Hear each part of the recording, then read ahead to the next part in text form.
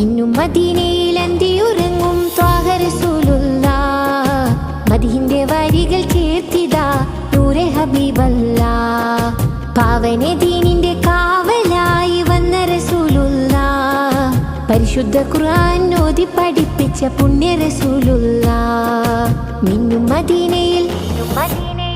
മദീനയിൽ അന്തിയുറങ്ങും ത്വാഹ റസൂലുള്ളാഹ്. മദീന്റെ വരികൾ ചേർത്തിതാ നൂറെ ഹബീബല്ലാഹ്. പാവന ദീനിന്റെ കാവലായി വന്ന റസൂലുള്ളാഹ്. പരിശുദ്ധ ഖുർആൻ ഓതി പഠിപ്പിച്ച പുണ്യ റസൂലുള്ളാഹ്.